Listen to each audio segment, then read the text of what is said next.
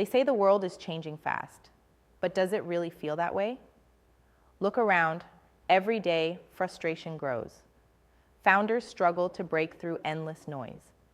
Investors wrestle with purpose, tired of chasing profit that feels shallow, disconnected. Leaders stare at systems designed for comfort, not courage. Systems that reward the average and punish the exceptional.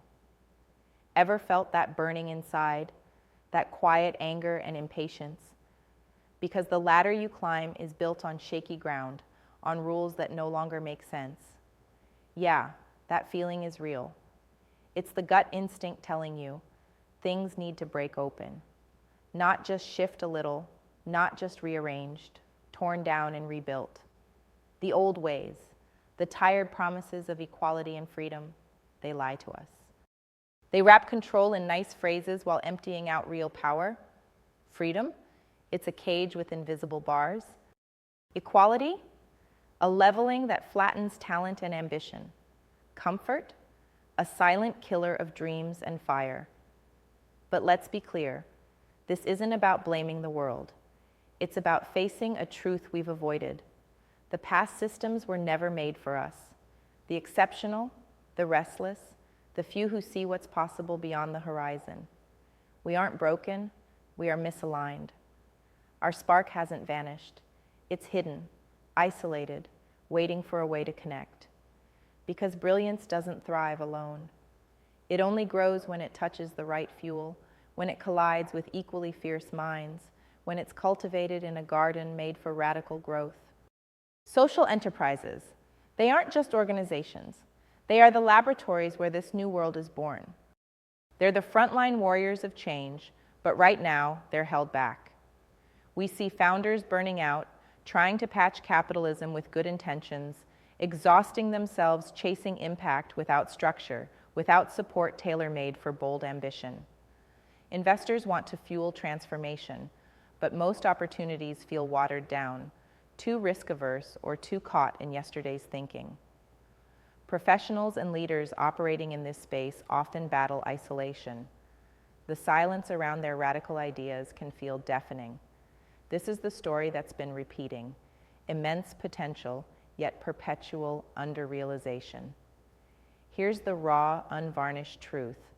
If social enterprises are to be more than a set of buzzwords or a hopeful swerve from business as usual, they need a revolution, not a gentle nudge, a full reset, the kind that overturns everything we've been told about growth, impact, and value. This renaissance isn't just about scaling impact. It's about redefining what impact really means through the power of individual liberation and collective synergy. It starts when the few, the rare, the misunderstood, the fiercely independent, stop waiting for the system to catch up. They stop begging for permission or validation. They take their place as sovereign creators, challenging every rule, every comfort, every assumption holding social enterprise back. Imagine that instead of playing by rules that were never designed for you, you build your own by unlearning everything that keeps you stuck. Imagine a network not bound by geography, politics, or outdated structures, but united by raw will, shared mission, and complementary strength, where founders, investors, and leaders link up based on vision and fire, not papers or titles. This isn't fantasy. This is what converts frustration into power, isolation into radical collaboration, scattered ideas into unstoppable momentum. Are you ready to ditch the tired narratives? To embrace a practice of freedom so ruthless that it cuts through doubt and distraction? Freedom that's not easy, but real, demanding critical thought, savage patience, and fierce alignment with those few who truly burn like you do? Because true change hates comfort. It wants discomfort, struggle, and refusal to settle. Here's something few say out loud. Social enterprises are at their best when they're forged by dissidents, by those who reject false equality and manufactured consensus, by those who embrace difference and tension instead of sameness and comfort. The greatest breakthroughs come from edges, from places where people refuse to bend to mediocre standards, where they reject rules that exist to maintain old power, old failures disguised as stability. If you want to be part of this renaissance, here's what must happen. First, embrace sovereignty. This isn't a call to ego, but a radical ownership of your mind, your mission, your method. Own every step, every decision, every failure, and every victory as yours, not borrowed from the system, not handed down by some blueprint from the past. The future belongs to the self-sovereign, the ones whose will is a weapon sharp enough to cut through noise and permission-seeking. Second, question everything. Nothing is sacred. That best practice you learned, question it. The metrics used to measure social impact, question them. The assumptions baked into funding models, markets, governance, question the hell out of them. It's not rebellion for rebellion's sake. It's the depth digging needed to flush out old lies and discover new truths that serve radical change. Third, transform relentlessly. Growth means overturning your own known world. It means stepping beyond insecurity and conditioning. It means redefining not only your enterprise, but yourself every day. Transformation isn't a goal, it's the essence. Social enterprises that survive the Renaissance won't be those that fit into old molds.